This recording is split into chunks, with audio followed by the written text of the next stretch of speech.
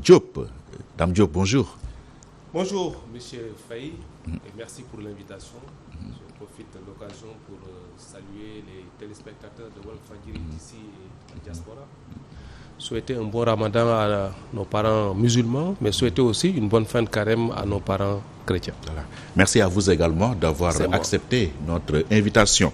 Dame Diop, vous êtes ancien ministre de l'Emploi, de la formation professionnelle et de l'apprentissage. Vous avez été aussi directeur général de la société de transport Dakar Demdik et du Fonds de financement de la formation professionnelle et technique 3FPT. Vous avez quitté le gouvernement au dernier remaniement ministériel intervenu le 17 septembre dernier. Cela a été une surprise pour beaucoup, surtout pour ceux qui s'activent dans le secteur de la formation professionnelle et technique. Est-ce votre cas? Est-ce que votre départ du gouvernement vous a pris de court, vous aussi? Écoutez, je ne peux pas analyser mon départ du gouvernement, je le constate.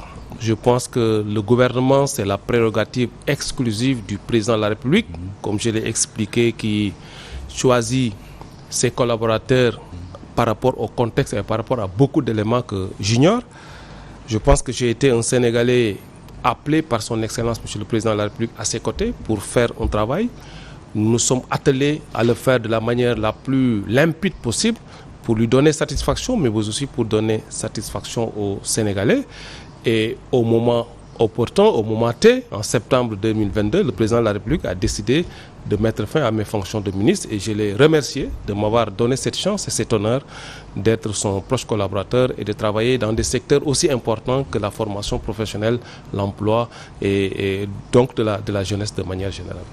6 mois après votre départ du gouvernement, aujourd'hui, quel est le sentiment dominant? Déception ou sentiment du devoir accompli? Non, sentiment du devoir accompli, mais sentiment aussi que le président de la République est en train de faire avec son équipe gouvernementale un excellent travail à la tête de l'État. C'est ce qui est important, parce que nous sommes engagés en politique derrière le président de la République par conviction. Parce que nous avons un projet que nous avons vendu aux Sénégalais, qui était le Yoonu Yokkute, qui est devenu le plan Sénégal émergent, et qui donne aujourd'hui un excellent bilan du président de la République.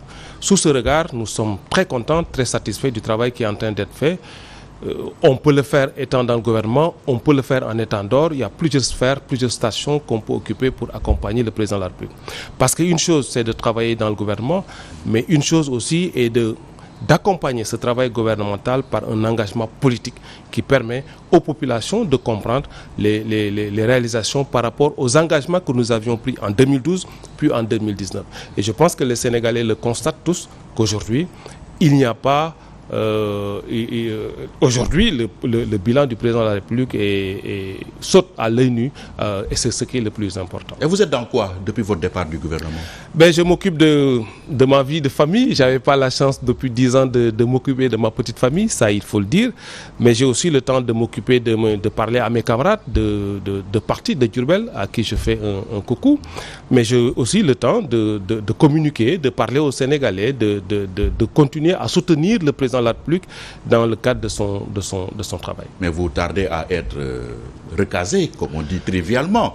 Quand on fait de la politique, on est en droit de s'attendre à un retour sur investissement, non? Oui, malheureusement ou heureusement, je ne suis pas un politicien de carrière. Moi, j'ai un métier d'abord, et avant d'être politicien. Et aujourd'hui, quand même, je touche du bois, je me plains pas et j'essaie de mener ma vie, de mener mes activités professionnelles propres à moi, mais en accompagnant le président de la République. Et la problématique maintenant de la formation professionnelle au Sénégal, qui est votre dada, avec ces écoles et centres de formation qui poussent comme des champignons dans notre pays. Quelques jours avant votre départ du gouvernement, vous avez lancé un audit de 447 établissements privés installés au Sénégal. J'imagine que c'est votre successeur qui aura certainement la primeur des résultats. Pourquoi avez-vous senti la nécessité à l'époque d'auditer la formation ici au Sénégal? Oui, je pense qu'il faut replacer les choses dans leur contexte. Pendant longtemps, au Sénégal, la formation professionnelle a été le parent pauvre du système éducatif de manière générale. Le président de la République, Macky Sall, a décidé de rendre à la formation professionnelle ses lettres de noblesse. Dans beaucoup de pays au monde où les taux de chômage sont relativement bas, c'est des pays qui ont misé sur la formation professionnelle. Ce n'était pas le cas. Pour plusieurs raisons. Je pense que c'est lié à notre histoire, c'est lié au premier président que nous avions eu dans ce pays, mais c'est lié aussi à notre sociologie, parce que nous avons toujours pensé que la formation professionnelle, c'était pour les recalés du système éducatif, ce qui est faux. Et en 2012, le président de la République, Macky Sall, quand il est arrivé au pouvoir, il a décidé de mettre l'emphase sur la formation professionnelle. Nous avons une population très jeune.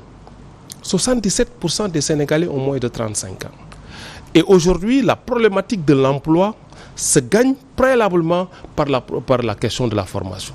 Si nous ne formons pas notre jeunesse, nous ne pouvons pas régler la question de l'emploi. Parce que tous les jeunes ne pourront pas avoir un emploi salarié. La solution, pour moi, c'est l'entrepreneuriat. Et le président de la République a décidé donc d'investir plus et mieux dans la formation professionnelle, en renforçant les centres de formation, en recrutant du personnel, mais aussi et surtout en mettant un excellent outil qu'on a appelé le 3FPT, doté de beaucoup de milliards, qui a permis vraiment de booster la formation professionnelle, mais aussi et surtout de le rendre équitable et accessible à toutes les couches.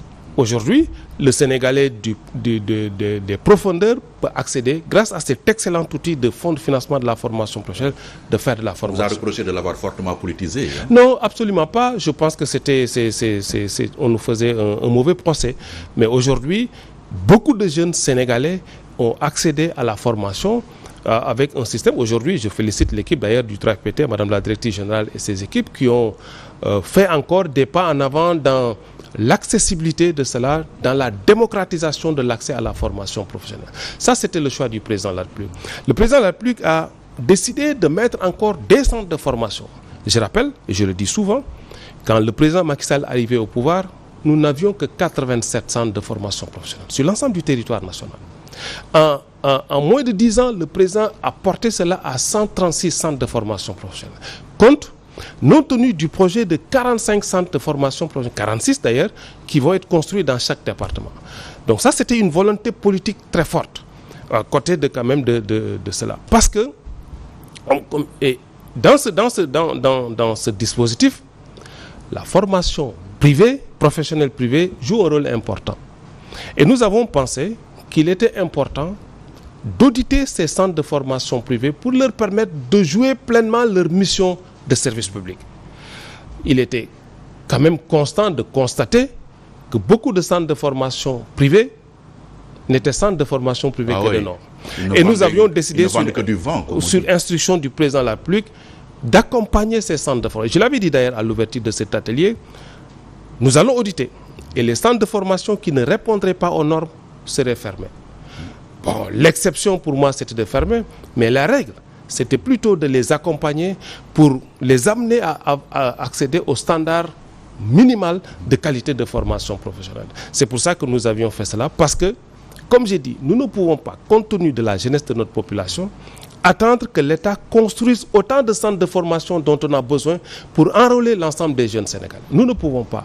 Parce que le rythme de progression d'une population qui est très jeune est tellement rapide que l'État ne pourra pas suivre. Mais est-ce une raison de libéraliser de manière sauvage l'implantation des écoles privées de formation? C'est justement... Dans chaque coin de rue aussi, à Dakar, il y a une école de formation. Malheureusement, il faut le constater. Ça, il faut pointer le laxisme du gouvernement. Alors, non, pas le laxisme. Il faut comprendre que je dois saluer ces promoteurs d'écoles de formation privées qui ont décidé de se substituer à l'État, parce que ce qu'ils font, c'est l'État qui devait le faire. Mais sans la qualité nécessaire. Justement, c'est pour ça que le président de la République nous avait instruit à l'époque d'accompagner ces structures, de les auditer, mais de mettre en face de l'audit un plan d'action qui permet de relever le standard de qualité, à l'instar de l'ANAQ-Sup comme nous l'avons dans l'enseignement supérieur. Et ce travail que nous avons commencé et que Madame le ministre de la Formation professionnelle est en train de continuer. Et l'objectif, comme j'ai dit, c'est d'avoir autant de centres, beaucoup plus de centres de formation, publics comme privés, pour permettre à beaucoup plus de jeunes Sénégalais d'avoir un métier et de pouvoir entreprendre et de vivre de leur activité. Quel résultat? C'est une chose de former, mais c'est une autre chose également de les accompagner, de les financer. Oui, je pense que s'auto-entreprendre. Oui, je pense que le président de la République a encore mis en place beaucoup d'outils. J'ai dit le premier outil, c'était de faciliter la formation, parce qu'avec le 3FPT, vous pouvez être formé avec une participation symbolique de 10% du coût de la formation, ce qui n'est pas rien pour les familles. Et ensuite, le link que le président de la République a fait entre la formation, le financement, l'entrepreneuriat, l'insertion est un très bon exemple qui permet aux jeunes d'avoir un métier, d'avoir un accompagnement non financier, d'avoir un accompagnement financier pour leur permettre d'entreprendre. Comme j'ai dit, la question de l'emploi ne se réglera pas par l'emploi salarié, elle se réglera par l'auto-emploi, d'où la question de financement, formation, financement, accompagnement et encadrement. Le gouvernement installé le 17 septembre dernier se voulait un gouvernement de combat. 6 mois après, on a l'impression que l'action n'est pas encore au rendez-vous du verbe. C'est quoi le problème? Non, mais je pense que le gouvernement, sous la houlette du Premier ministre, est en train de faire un très bon travail. Les chantiers sont en train de sortir de terre. Les réalisations sont faites. Les inaugurations sont faites. Les populations, majoritairement, sont contentes de l'action du gouvernement. Je pense que c'est ça, un gouvernement... Vous avez tâté le pouls de la population? Ah ben oui. Qui se plaint de la cherté de la vie. Il faut comprendre que les difficultés vécues par les Sénégalais. Les difficultés vécues ne sont pas spécifiques au Sénégal. Nous vivons dans un monde très, très difficile. Ce n'est pas seulement spécifique au Sénégal. Pour les pays en voie de développement, encore plus. Mais il faut reconnaître que notre pays, malgré le contexte mondial difficile, a tenu. Je rappelle que la première difficulté qu'on évoque souvent, c'est la cherté de la vie. Qu'est-ce que notre régime n'a pas fait pour maintenir le coût de la vie pendant 10 ans? Malgré les contraintes mondiales. Non, malgré les injonctions des partenaires financiers, et nous avons décidé de soutenir, de subventionner, d'accompagner, de maintenir les prix. Mais en maintenant les prix pendant 10 ans, mais c'est parce que aussi, quelque part, c'est l'État qui compense cela. Et vous vous êtes rendu compte à la fin que c'était insupportable? Oui, mais nous avons essayé d'ajuster cela, les subventions, parce que je prends l'exemple du carburant, le supercarburant qui coûtait 889 à l'époque. Aujourd'hui, 10 ans ou 11 ans après, qui coûte 990 francs. Quels sont les efforts que nous avons faits pour pouvoir maintenir ce prix-là? C'est là où il faut saluer l'ingéniosité du gouvernement qui a permis non seulement de maintenir le prix, de trouver des ressources qui nous permettraient de subventionner, de soutenir le panier de la ménagère. Maintenant, le contexte mondial est difficile, mais le Sénégal, quoi qu'on dise, tire son épingle du jeu. Je m'en veux, pour exemple, aussi, quand on est sorti de la pandémie, encore sorti entre guillemets, le Sénégal est l'un des rares pays à ne pas aller en récession. Et ça, il faut le saluer. C'est parce que nous avons fait des bons choix politiques. Oui, mais monsieur le ministre Dambodj, le contexte... le contexte mondial peut-il tout expliquer? Vous invoquez souvent le Covid-19, la guerre en Ukraine, mais est-ce qu'il n'y a pas une responsabilité qui incombe? Mais c'est du factuel. Au premier chef, à nos dirigeants. La Covid, c'est du factuel mondial, mais la guerre en Ukraine, c'est du factuel mondial. Aujourd'hui donc, n'eût été nos choix stratégiques, économiques, nos choix sociaux, ce serait encore beaucoup plus difficile parce que c'est encore beaucoup plus difficile ailleurs. Donc, on ne met pas tout sous le compte du contexte mondial, mais on le met aussi sous l'orientation du président de la République qui décide de rationaliser les dépenses, de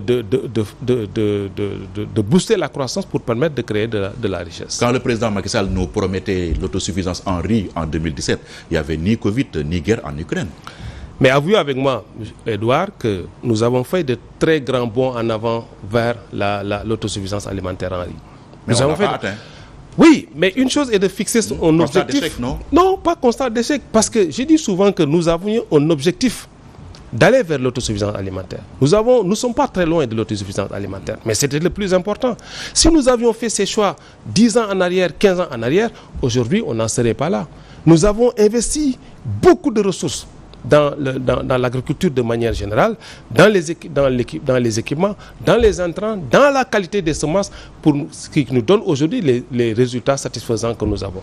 Donc, c'est un objectif, nous tendons vers cela, et je pense que si le rythme est maintenu, nous allons très prochainement arriver à cette autosuffisance alimentaire. À votre avis, quelles devraient être les principales priorités du gouvernement pour cette dernière année de mandat du président Macky Sall? Ben, je pense que c'est de continuer la mise en œuvre du plan Sénégal émergent, ce que nous faisons excellemment bien, de tendre vers l'émergence. Aujourd'hui, on explique souvent que quelques éléments de l'émergence, notamment les infrastructures, nous avons fait de très bons très grand bond qualitatif. Il n'est pas caduc le PSE? Non, absolument pas. Il est plus. Avec tous ces facteurs exogènes. L'opposition ne nous critique plus sur le plan Sénégal émergent. Non. Parce qu'au début, ils ont dit que ce n'était pas un plan. Mais aujourd'hui, au regard des résultats que nous avons faits, il est admis par tous, même pour nos pourfendeurs, que le PSE est un excellent plan avec une très bonne vision du président de la République, qui donne des résultats. Parce que pour aller vers l'émergence, il faut quelques éléments. Et l'un des premiers éléments que nous avons, c'est l'énergie. On se souvient encore, Pierre-Edouard, que nous avions connu les émeutes de l'électricité au Sénégal en 2011. Au Sénégal, nous avions à peu près 570 mégawatts de production d'énergie. Au Sénégal, en 2012, nous avions pas moins de plus de 900 heures de coupure d'électricité, exactement 911 heures.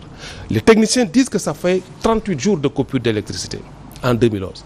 Aujourd'hui, nous avons multiplié la production par 3. Nous sommes à plus de 1565 mégawatts de production. Et les Sénégalais le constatent, nous ne connaissons plus les délestages. Ce n'est pas tombé du ciel, vous avez mis l'argent du contribuable. Mais oui, mais parce que l'argent du contribuable était là. On avait mis beaucoup d'argent avant qu'on arrive au pouvoir dans l'énergie. Pour quel résultat? Aujourd'hui, la question ne se pose plus, la question de l'énergie. Aujourd'hui, sur les infrastructures, on n'a plus rien à dire. Parce que si pendant des années, nous avons pu faire une autoroute jusqu'à Touba, nous sommes en train de faire l'autoroute Mbour, Thiès, Fatick, Kaolack, nous sommes en train de faire l'autoroute Thiès, Tivaouane, Saint-Louis, sans compter les pistes que nous faisons à l'intérieur du pays. Donc sur le plan infrastructurel, pour moi, sur ces deux leviers, l'énergie et les infrastructures, c'est des éléments clés pour aller vers l'émergence. Et le plan Sénégal émergence, c'est lui qui a donné ces résultats. Mais justement, c'est le principal reproche qu'on vous fait. On vous reproche de mettre l'accent sur des investissements de prestige. Non, vous répondez quoi? Mais parce que le président de la République veut les meilleures choses. Le président de la République, Macky Sall, les autoponts, veut les meilleures choses qu'il y a dans le monde. Au détriment du panier de la ménagère. Non, absolument pas. Je viens de vous expliquer, M. Edouard, que nous avons pendant 10 ans bloqué les prix. Nous avons tenté de réduire les prix du loyer. Nous venons de prendre une loi, un décret qui nous permet de réduire le prix de la... Le problème, il est là entier. Hein? Oui, mais c'est pour dire que nous n'avons pas fait que des infrastructures. Nous avons fait dans le social, parce que si on fait des bourses de sécurité familiale,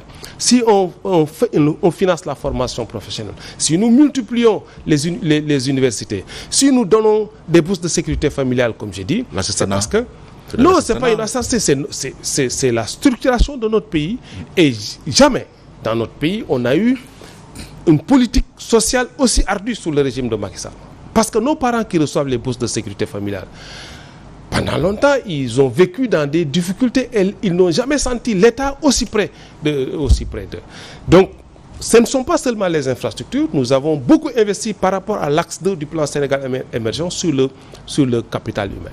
Donc, globalement, de manière générale, aussi bien sur la sécurité, sur le capital humain, sur les infrastructures, sur la transformation de l'économie, le plan Sénégal émergent a donné des résultats satisfaisants. Et aujourd'hui, nous faisons, toute modestie mise à part, la fierté de l'Afrique et du monde. Le cas des bourses de sécurité familiale et sociale, chaque année presque, le nombre de bénéficiaires augmente. Alors si on lit à rebours, cela signifie que le taux de pauvreté augmente au Sénégal. Le nombre de pauvres, en tout cas. Il faut une analyse scientifique concrète pour pouvoir démontrer que le nombre de... Ça, c'est du concret. Non, mais nous n'avons pas augmenté le nombre de pauvres, nous avons augmenté le pécule qui va à ces gens-là. Mais l'un dans l'autre, comme j'ai dit, c'est très rare, pour ne pas dire que ça ne s'est jamais fait, quand même que l'État assiste ces populations les plus vulnérables. Et c'est le plus important. Et je pense que c'est l'une des politiques quand même qui nous donne beaucoup de satisfaction, contrairement à nos pourfendeurs qui n'ont pas d'arguments à nous opposer par rapport à ce que nous faisons sur tous les plans, comme j'ai dit, sur le plan social, sur le plan des infrastructures de manière générale. Un taux de croissance à 2 chiffres est projeté, donc 10%, mais quelqu'un qui est même de votre régime, donc Moustapha Niasse disait du temps d'Abdou Diouf que le taux de croissance ne se mangeait pas. Là, on peut vous appliquer cette boutade-là? Non, je pense que nous avons, le ministre des Finances l'a excellemment démontré hier, d'ailleurs pas plus tard qu'hier, que quand même que la croissance, c'est ça qui permet de faire de la richesse. Et c'est la richesse qui permet d'atténuer les difficultés des ménages. Et je pense que il faut nous reconnaître que quand nous arrivions au pouvoir, nous avions un taux de croissance d'environ 1,7%. N'eût été la Covid, on serait presque à un taux de croissance à 2%. Et j'ai expliqué tout à l'heure que pendant la Covid, beaucoup de pays, dits industrialisés, dits modernes, dits développés, sont allés en récession. Et si nous avons tenu, c'est parce que justement, nous avons pensé que faire un beau taux de croissance nous permettrait de faire de la richesse, de créer de l'emploi et de permettre aux Sénégalais de s'occuper. On vous a reproché aussi d'avoir pris les priorités à l'envers, miser sur les infrastructures, sur le TER, le BRT, et on oublie, voilà. On nous avait fait la critique, on nous avait fait la critique. Le panier de la ménagère, et j'y reviens. On nous avait fait la critique quand on faisait le TER, que ce n'était pas une priorité. Aujourd'hui, force est de constater et de reconnaître avec l'ensemble des Sénégalais, même ceux qui nous critiquent, que le TER est une nécessité. On le verra très prochainement vers la fin de l'année avec l'ouverture du BRT. C'est des modes de transport parce que, comme j'ai dit, pour moi, le premier élément de l'émergence, c'est quand même les infrastructures. Et on le vit partout, pas seulement à Dakar, mais à l'intérieur du pays. Quand vous faites le pont de Marsassoum, il faut le dire. Quand vous faites le pont sur la Gambie, il fallait le faire. Quand vous faites le pont sur le fleuve Sénégal pour aller en Mauritanie, il fallait le faire. Je pense que donc, tous ces éléments-là contribuent fortement à accélérer notre rythme, notre avancée vers l'émergence. Donc, la priorité, ce n'est pas seulement sur les infrastructures, il y en a eu aussi sur le plan social, comme j'ai expliqué tout à l'heure, dans le cadre du développement du capital humain de manière générale. L'actualité politico-judiciaire marquée cette semaine par ce procès en diffamation entre Ousmane Sonko et Mame Mbaye Niang, le leader de PASTEF condamné à 2 mois avec sursis et 200 millions de dommages et intérêts. Comment qualifiez-vous ce verdict d'apaisement où vous dites que oui, la loi a été dite dans toute sa rigueur? J'ai beaucoup de respect pour nos institutions de manière générale.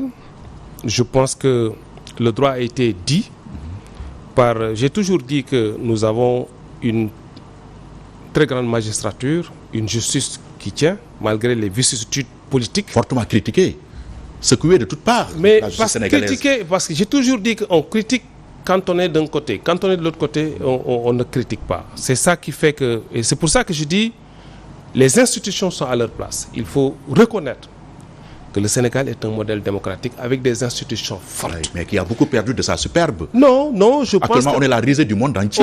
On est la risée du monde parce que jamais nous n'avons eu une opposition aussi mal intentionnée que ce que nous avons aujourd'hui, qui est dans la délation, qui est dans l'utilisation à outrance des réseaux sociaux dans le mauvais sens, dans la manipulation, dans le mensonge. Ce qui est préjudiciable à tous les acteurs politiques, mais ce qui est préjudiciable à notre démocratie.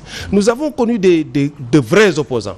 Nous avons connu Abdoulaye Wade, c'est le symbole de l'opposition au Sénégal, mais jamais on a été aussi bas dans le débat démocratique, dans le discours politique que ce que nous vivons aujourd'hui. Ah, mais il avait affaire à Abdou Diouf, réputé être un homme d'État, oui, un gentleman. Mais aujourd'hui, quoi qu'on dise, nous avons un très grand homme d'État à la tête de ce pays qui s'appelle Macky Sall. Et qui avait promis de réduire l'opposition à sa plus simple expression. Oui, mais ça c'est... L'opposition est dans une sorte de réflexe de survie, non? Non, mais réflexe de survie, mais dans les normes démocratiques, dans l'élégance démocratique. Mais quand vous êtes dans la manipulation, dans la délation, dans le mensonge de manière générale, d'ailleurs le procès le prouve. Je pense que M. Ousmane Sonko n'a pas été en mesure d'amener les preuves de ce qu'il a avancé. Il a lui-même dit qu'il avait les preuves de ce qu'il a avancé. Mais pour moi, c'était un procès très simple entre 2 Sénégalais lambda et que personne n'est au-dessus de la loi. Vous en avez fait un procès d'État? Non, on n'en a pas fait un procès d'État. C'est ce qui ont appelé les gens dans la rue en ont fait un procès politique. Mais c'était un procès entre 2 personnes privées, l'une accusant l'autre et qui a dit qu'il avait des preuves et on lui demandait simplement de venir au tribunal et de présenter ses preuves, ce qu'il n'a jusqu'ici pas fait. Malheureusement, il a été condamné et c'est ça qu'il faut retenir. Il a eu tort, il a été condamné. Beaucoup craignaient une condamnation qui allait de fait consacrer son inéligibilité. Finalement, c'est quoi? Vous avez reculé? Non. La rue vous a fait reculer? Non. Moi, je pense, comme j'ai dit tout à l'heure au début de mon propos, j'ai beaucoup de respect pour nos institutions. Je prends acte du verdict du juge. Maintenant, il y a eu beaucoup de débats depuis lors sur la position du juge Keïta, ses relations. Et je pense que si ce que je me fie pas trop pour le moment à ce que les gens disent, mais je suis de ceux qui pensent que dans ce pays, nous avons de véritables juges qui disent le droit selon leur intime conviction, pas seulement par rapport à leurs accointances politiques, religieuses, ethniques ou confrériques. Et donc, si c'est le cas de ce qu'on avance de ces derniers jours, ce serait dommage, ce serait très préjudiciable pour notre justice et que je pense que le corps des juges en tirera les leçons. Je pense que Vous doutez de l'impartialité du juge Keïta? Je dis, je ne sais pas, j'ai lu à travers les réseaux sociaux en attendant que les choses se précisent. En tout cas, si il n'a pas dit le droit selon son intime conviction, ce serait dommage, c'est porter un grand coup à notre justice qui ne mérite pas cela. Mais moi, comme je dis, je suis respectueux des institutions, respectueux de tous les ordres d'institutions, et dans le pouvoir judiciaire, je le respecte, je pense et je crois que les juges ont dit le droit, et absolument le droit selon leur intime conviction. Et cette force judiciarisation du débat politique, est-ce une bonne chose pour notre pays? Non, on ne judiciarise pas du tout. Mais pour moi, les hommes politiques... Pour une broutille, pour moi, on dit allons au tribunal. Oui, mais parce que, pour moi, la justice est le rempart de tout citoyen. M. Mamba Niang est un Sénégalais qui a son honorabilité à défendre. Vous ne pouvez pas, Pierre-Edouard Faye, reprocher, vilipender, attaquer, accuser un honnête citoyen et le seul moyen que nous avons, c'est d'aller en justice et de laver son honneur. Ce que M. Mamba Niang a fait. Et d'ailleurs, pour la deuxième fois de suite sur le même sujet, vos confrères ont été condamnés pour le même sujet. Mais cela montre quoi? À mon avis, cela montre qu'il y a beaucoup de gesticulations, de clameurs populaires, d'accusations non fondées sur les tenants du pouvoir. Mais la seule référence que nous avons pour édifier les Sénégalais, c'est d'aller en justice et que le juge dise le droit. Et chapeau à Mamba Niang, et je pense que Ousmane Sonko l'aura appris à ses dépens. Vous faites bien de rappeler qu'un journal de la place a été condamné dans cette affaire pour 6 mois avec sursis. Oui. Et Ousmane Sonko 2 mois. Est-ce que cela ne conforte pas la thèse de la reculade? Pour moi, nous, on n'a rien à voir avec ça. Parce que nous tenons à l'indépendance des pouvoirs. Le pouvoir judiciaire juge avec... Moi, je demeure convaincu, je l'ai toujours rabâché, que le Sénégal a une très grande justice. Le pouvoir judiciaire est à sa place. Le pouvoir exécutif est à sa place. Le pouvoir législatif est à sa place. Ça, la séparation du pouvoir, ce n'est plus un discours creux chez nous. Ah oui, ça, donc, je pense... C'est en théorie. Non, c'est pas en théorie. Mais dans la pratique, la réalité est tout autre. Non, c'est... Comme j'ai dit tout à l'heure, nous avons traversé des moments où si le Sénégal n'était pas une bonne démocratie avec des institutions fortes, on ne parlerait plus du Sénégal. Et donc, nous devons raison garder. Et qu'aucun Sénégalais, aucun citoyen, fût-il ministre ou fût-il président de la République, fût-il opposant, ne peut être en marge de la loi. Et la seule chose que nous avons pour régler nos problèmes, c'est la justice. Et c'est pour ça que quand des Sénégalais commettent des fautes, quelle que soit leur position et leur rang, ils doivent répondre de leurs fautes devant la justice. C'est aussi simple que ça. Et que dire de ces nombreuses arrestations d'opposants, en particulier même de militants de PASTEF, je dirais même exclusivement, ce qui a même motivé la sortie cette semaine du procureur général. Mais est-on dans un pays où les libertés individuelles et collectives sont menacées? Ah non, absolument pas. Je pense que quand même nous sommes... Parce que c'est seulement au Sénégal que vous pouvez aller sur un plateau de télé, faire un vote live, attaquer une institution, le président de la République, ou un autre, et puis rentrer tranquillement chez vous. Et je pense que le procureur général a fait une excellente sortie. Sortie à charge? Non, pas à charge. Il n'a fait que rappeler le déroulement de l'enquête. C'est important pour le citoyen lambda. Parce que souvent, les hauts fonctionnaires travaillent souvent dans l'ombre et que les manipulateurs sont en train de manipuler la population. Et il est important que ces hauts fonctionnaires, par moment, sortent, expliquent aux citoyens lambda, parce que la justice, elle a rendu au nom du peuple. Il est important, à mon avis, que les procureurs, de manière générale, le procureur général et les autres, puissent, à un moment donné, s'adresser aux Sénégalais et donnent la bonne version des faits. Et à mon avis, ce que le procureur général a dit, mais il n'a fait que rappeler le déroulement de l'enquête et que les informations judiciaires sont ouvertes pour maintenant situer les responsables. On parle de commando quand même. Est-ce que la ficelle n'est pas un peu plus grosse là? Non, et à mon avis, elle n'est pas grosse. C'est eux-mêmes qui se sont... On a l'impression qu'il y a une volonté d'apeurer les Sénégalais. Non, justement. C'est eux-mêmes en diabolisant PASTEF. C'est eux-mêmes qui se sont appelés commando. C'est parce que, comme j'ai dit, nous avons une excellente police au Sénégal, de manière générale, forces de défense et de sécurité. Et si nous pouvons dormir tranquillement, vaquer à nos occupations, on le doit en partie à cela. Et si pour moi, ils ne vont pas attaquer ex nihilo les Sénégalais lambda. Appartiennent-ils au PASTEF ou à l'APR? Je pense que s'ils le font, ils ont de véritables raisons pour le faire. Et la sortie du procureur en est un exemple patent. Oui, les forces de défense et de sécurité de plus en plus invitées dans le débat politique.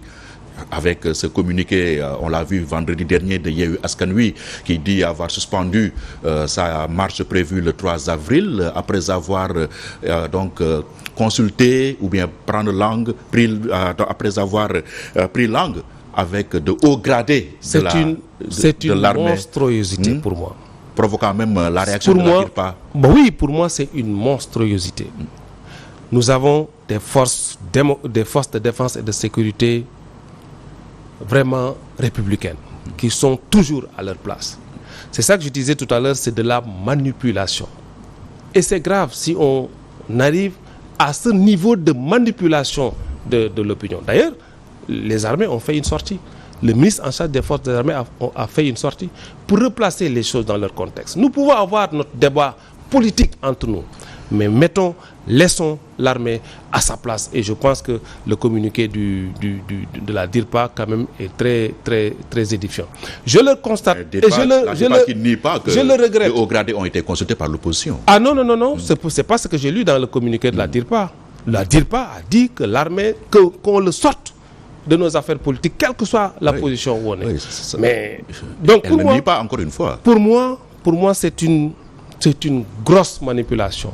Et ça, on risque d'en faire les frais tous. Et nous devons donc revenir aux fondamentaux de la démocratie. Comme j'ai dit tout à l'heure, qu'on ait nos débats politiques, qu'on ait nos débats programmatiques, ça c'est entre nous. Mais je pense que l'armée est à sa place et doit rester à sa place, quoi qu'il advienne dans ce pays. Je regrette fondamentalement ce communiqué de Yewwi qui cherche, comme ils l'ont toujours fait d'ailleurs, à semer le doute dans la tête des Sénégalais, mais heureusement que les Sénégalais sont quand même conscients et ils savent faire la part des choses. Est-ce qu'il y a du répondant en face sur le plan politique aux sorties de Yewwi, aux actions de Yewwi? Mais nous, c'est ce que nous faisons tous les jours. On a l'impression que la mouvance est dans une sorte de torpeur. Ah non, absolument pas. En dehors des communiqués et conférences de presse. Non, absolument pas. Hier, on avait notre premier rendez-vous de la Task Force républicaine où nous avons eu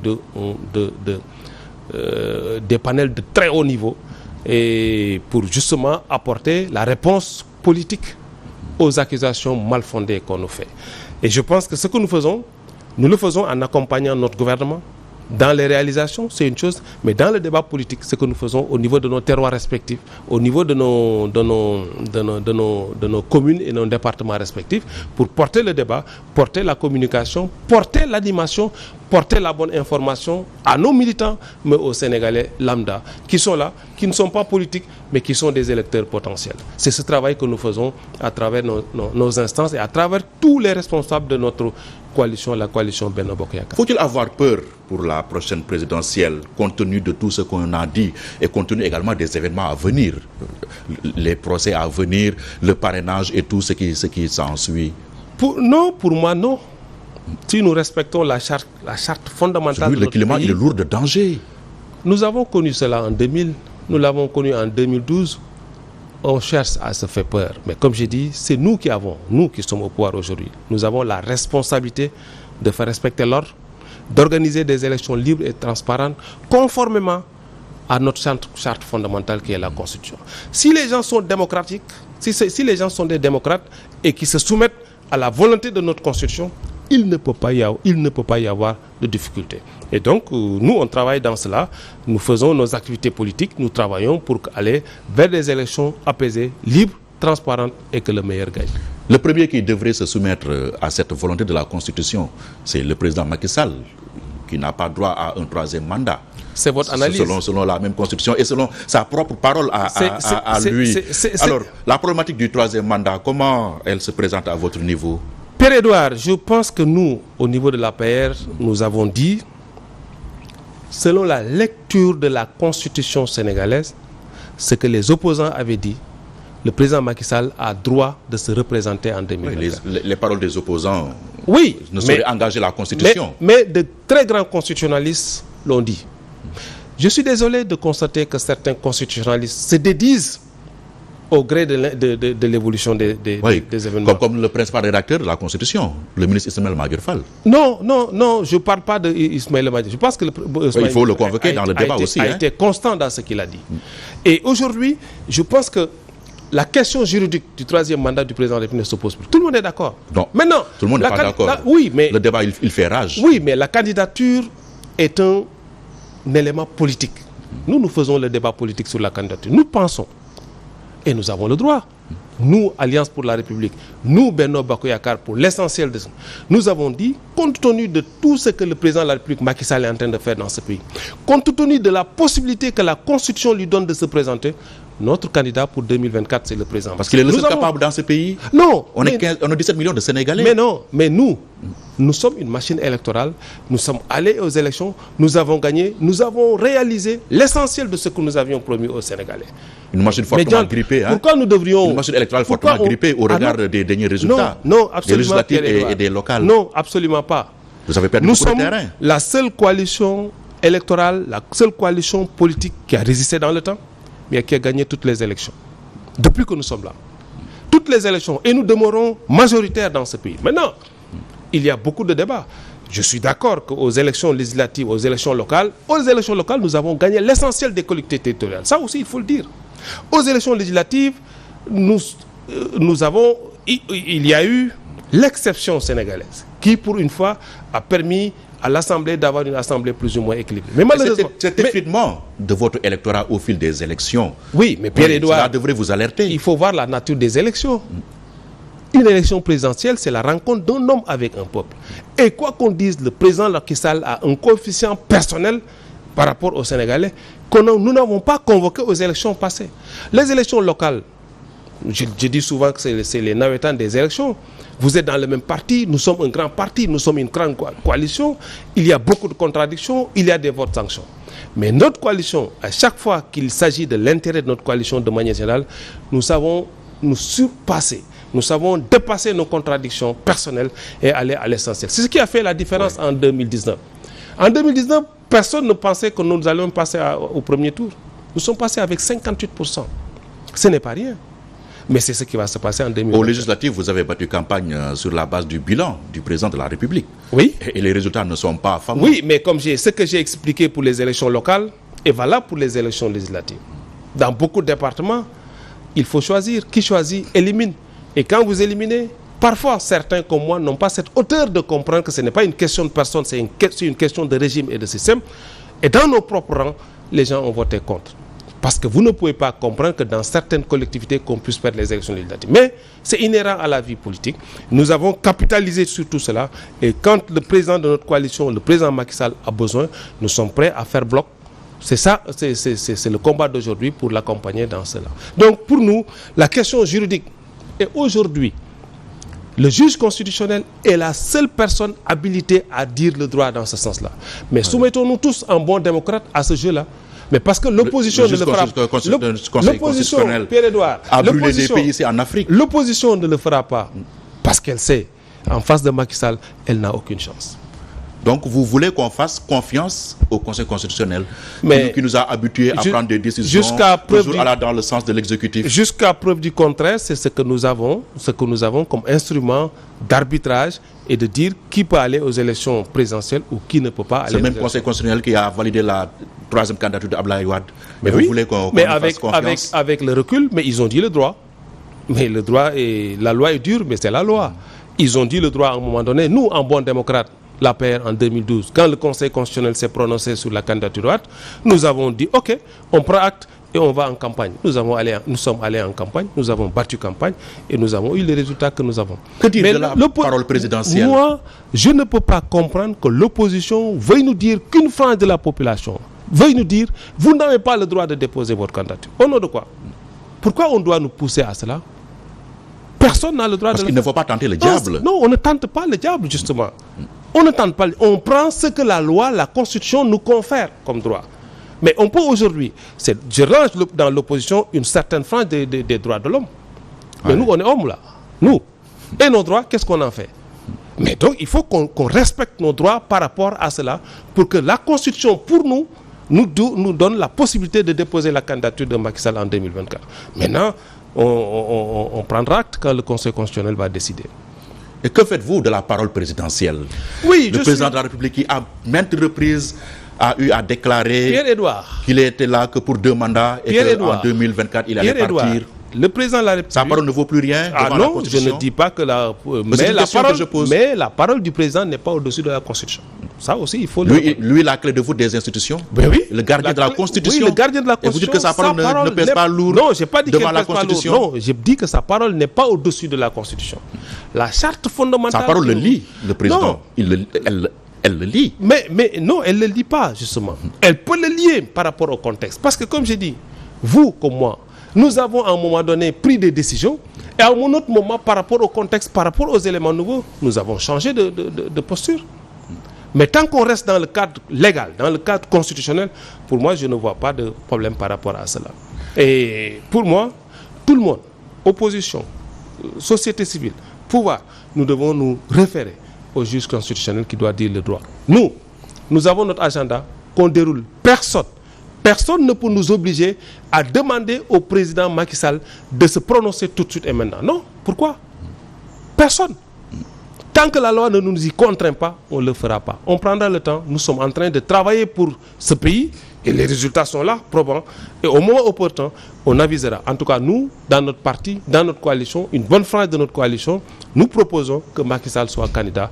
Et le reste, c'est à lui d'en décider au moment opportun qu'il jugera de se prononcer. La société civile maintenant, qu'avez-vous à reprocher à cette société civile? Mais c'est ce que j'ai dit tout à l'heure. Parce que la société civile, quand même, pour moi, elle doit être équidistante de toutes les chapelles politiques. C'est le cas, non? Non, ce n'est pas le cas. Malheureusement, pour une certaine société. Moi, j'ai dit tout à l'heure. Pourquoi la société civile nous dénierait le droit de dire que nous, associations privées, Alliance pour la République, Benno Bokk Yakaar, notre candidat pour 2024, c'est Macky Sall. Pourquoi? Parce que c'est de la provocation. Ah, mais justement, elle ne doit pas être dans la candidature indue. Elle ne doit pas être dans la provocation de la société civile. Elle doit être dans l'équilibre entre toutes les forces. Non, si c'est vous qui serez dans la provocation. Non, on n'est pas dans la provocation. En voulant un mandat indu. Je vous ai dit non, ce n'est pas un mandat indu, justement. Le Conseil constitutionnel a répondu dans sa décision de 2016 que le mandat de Macky Sall 2012-2019 est intangible, comme on dit. Donc, je ne suis pas juriste, je ne vais pas m'y essayer, je suis mécanicien de formation. Mais quand même... Donc, les 7 premières années du président, c'était pour du beurre. Je pense, et j'ai appris, j'ai écouté, j'ai entendu que la loi dispose pour l'avenir. Mais tout ça, c'est un débat juridique. Les 7 premières années du président Macky Sall au pouvoir, c'était pour du beurre. Non, pourquoi du beurre? Pourquoi? Ouais. Le président de la République a voulu... Quand vous ne comptabilisez pas ce mandat-là, cela signifie qu'il était là pour les chrysanthèmes. Le président de la République a voulu réduire son mandat de 7 à 5 ans. Le Conseil constitutionnel s'y est opposé. En bon démocrate, il s'est plié à cela. Mais Pierre-Edouard, si aujourd'hui, un président de la République décide de faire, au lieu d'un mandat de 5 ans, de faire un mandat de 10 ans, est-ce qu'on peut dire que la parole du président est au-dessus de la Constitution? Non.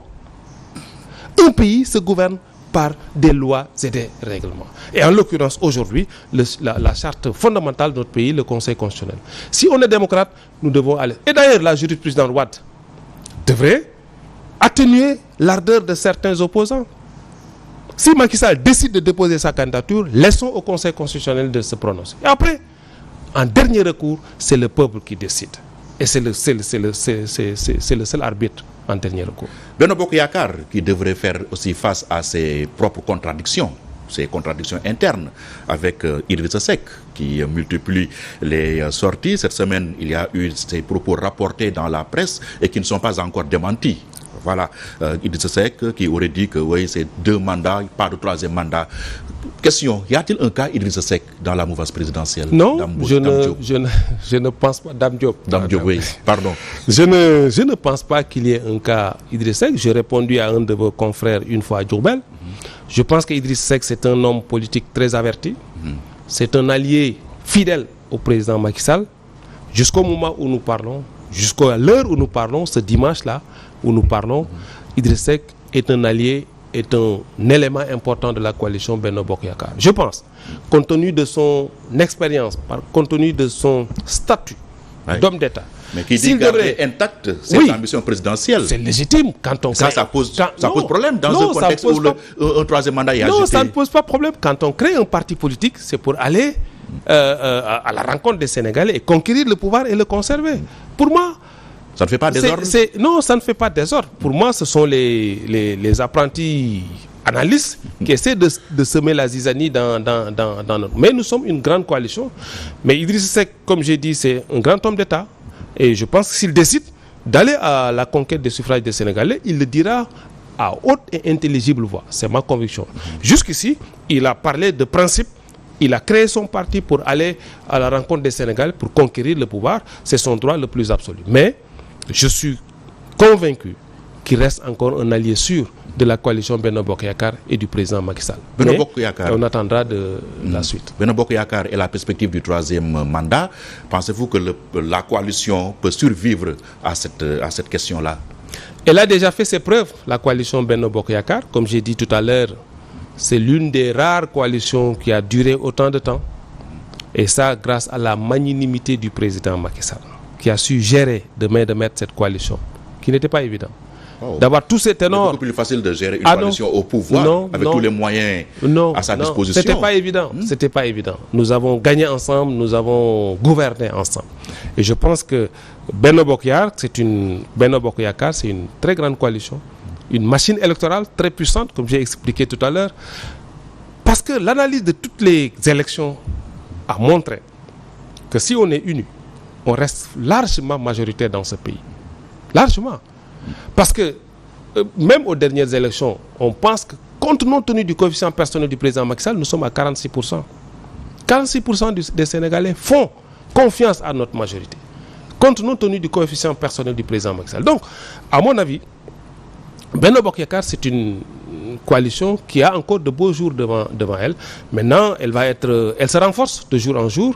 Elle va être relookée en perspective de 2024 et au-delà. Ousmane Sonko, qui de plus en plus prend de l'épaisseur, vous conviendrez avec nous qu'il s'agit d'une réalité politique au Sénégal. On le constate, mais pour autant, elle n'est pas à la hauteur de... même de vous inquiéter de prendre le pouvoir en 2024. C'est pour ça que moi, quand les gens parlent de verdict d'apaisement dans ce procès, personnellement, je souhaite que tous les acteurs politiques qui s'activent aillent aux élections présidentielles avec le président Macky Sall. Que le jeu soit ouvert. Que le jeu soit ouvert et on démontrera aux Sénégalais que notre coalition, notre parti, notre candidat reste encore largement majoritaire dans ce pays. Mais, pour autant, on ne doit pas faire de la compromission sur le dos de la justice et des Sénégalais. Que tous les Sénégalais répondent de leurs actes devant la loi. Pas de barre-yogo politique. Non, pas de barre-yogo. Pas de barre-yogo. Et c'est pour ça que chacun, y compris Ousmane Sonko, doit répondre de ses actes devant la justice. Et que la justice décidera. Si la justice décide qu'il n'aille pas aux élections, mais en bon démocrate, en bon républicain, il doit en prendre acte. Mais moi, je souhaite, personnellement, je souhaite, parce que je souhaite que tout le monde participe à cette élection présidentielle. Vous dites tout le monde, y compris Khalifa Sall, Karim Wade aussi? Non, mais ça, c'est la justice qui va le dire. Moi, en tout cas, tous les gens qui remplissent les critères, les conditions d'aller aux élections présidentielles, tous ces gens-là, ils n'ont qu'à venir compétir et que nous démontrerons encore une fois de plus, par rapport à notre bilan, par rapport à la posture du président Macky Sall au Sénégal, en Afrique et dans le monde, que notre candidat est le meilleur pour 2024. Et selon vous, quels sont les principaux enjeux de la présidentielle de 2024? Mais le Sénégal est devenu un pays très attractif par rapport à l'excellent bilan du président Macky Sall. Nous avons fait beaucoup de réalisations, beaucoup de bonnes choses sans le pétrole et le gaz. Les enjeux, ils sont d'abord économiques. Parce que quand un pays a du pétrole et du gaz, nous allons, Inch'Allah, commencer l'exploitation cette année. Nous devons tous faire attention. Les enjeux, c'est des enjeux sécuritaires. Nous vivons dans un cercle de feu et nous devons tous prendre de la hauteur pour ne pas servir de répondant à des esprits malveillants pour détruire notre pays. Et malheureusement, quand un pays a ces ressources-là, les esprits malveillants passent par des autochtones purs et durs. Donc les enjeux pour moi, c'est de maintenir le cap vers l'émergence du Sénégal, mais aussi c'est de gérer un bon père de famille tel que nous l'avons fait avec tous les instruments que nous avons mis en place pour avoir une bonne gestion des produits pétroliers et gaziers. C'est tout l'enjeu que nous avons. Parce que le Sénégal est dans une bonne trajectoire. Je disais à mes amis hier pour blaguer que le Sénégal est devenu un Boeing, mais on ne confie pas un Boeing à un charretier. Merci beaucoup, Dame Diop, ancien ministre de l'Emploi, de la formation professionnelle et de l'apprentissage, ancien directeur général de Dakar Dem Dikk. Vous avez été aussi directeur général du Fonds de financement de la formation professionnelle et technique 3FPT. Ça a été un immense plaisir, sincèrement, d'avoir échangé avec vous en ce dimanche dans cette émission Opinion. Merci infiniment. C'est moi qui vous remercie, Pierre-Édouard. C'est une première pour moi à Walfadjri. J'espère que ça va s'enchaîner. Ça ne sera pas la dernière fois. Et je voulais terminer par un message que je lance à nous, hommes politiques. Relevons le débat politique, parlons de programme, parlons de vision, parlons d'activité, et que ce débat de bas étage ne nous